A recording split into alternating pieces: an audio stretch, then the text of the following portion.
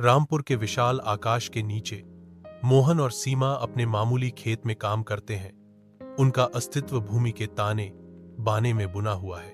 सीमा रुक जाती है। उसकी आवाज मैदान में धीरे से गूंजती है। लकड़ी खत्म हो गई है। मोहन जवाब देता है। उसकी आवाज उनके मेहनती जीवन की पृष्ठभूमि के खिलाफ एक कोमल वादा है। मैं इसे कल जंगल से लाऊंगा। क्षितिज अंतहीन रूप से फैला हुआ है, क्योंकि वे अपने काम पर लौटते हैं। उनकी आकृतियां ईमानदार श्रम और स्थायी प्रेम का चित्र बनाती हैं। घने जंगल के आवरण के नीचे मोहन हरी गहराई में प्रवेश करता है। सुबह का सूरज मुश्किल से जंगल के फर्श तक पहुंचता है। झाड़ियों में सरसराहट ने उसका ध्यान खींचा, जिससे एक घायल बंदर का पता चला, जिसका छोटा हाथ लाल रंग से सना हुआ था। मोहन का हृदय दया से भर जाता है।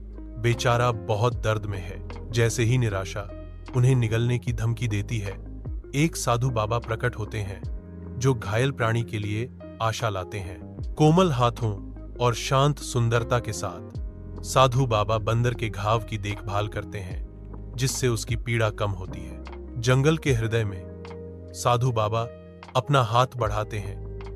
एक दिव्य कार्य एक विनम्र बंदर को वाणी का उपहार प्रदान करता है।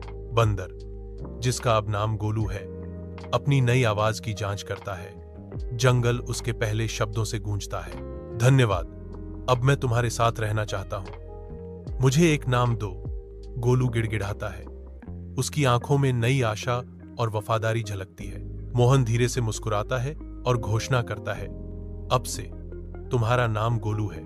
मोहन के विनम्र घर में सीमा बीमार पड़ी है, जो उनके घटते संसाधनों का एक स्पष्ट प्रमाण है।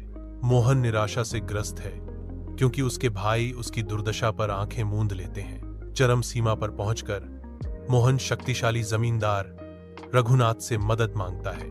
रघुनाथ कठोर शर्तें रखता है। कर्ज 50% ब्याज पर मिलेगा और आपको अपनी जमीन गिरवी रखनी होगी। मोहन रघुनाथ की शर्तों को सुनता है। उसे एहसास होता है कि कीमत कितनी है।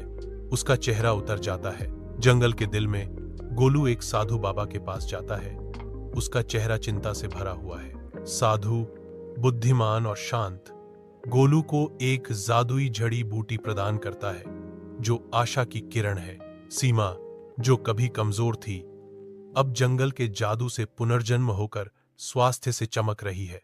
मोहन जादुई बीज बोता है, धरती को सोने के सपनों से सौंपता है। पृथ्वी जागती है, सुनहरी फसल का पोषण करती है, जो सूर्य की दृष्टि में चमकती है। सुनहरी फसल ऊंची खड़ी है, आशा, उपचार और पृथ्वी की असीम उदारता का प्रमाण। रघुनाथ का आदेश पूरे मैदान में गूंजता है, मोहन को यही मैदान में खत्म करो। मोहन दर्द से चिल्लाता है, गोलू नहीं, क्योंकि उसका वफादार दोस्त खतरे में कूद जाता है। गोलू के अंतिम शब्द निस्वार्थ भक्ति के साथ गूंजते हैं, एक सच्चा दोस्त कभी पीछे नहीं हटता। अलविदा दोस्त। जैसे ही मोहन रोता है, एक पौधा लगाया जाता है, जो साथी वृक्ष में विकसित होने के लिए नियत है। गोलू के बलिदान का एक जीवित प्रमाण।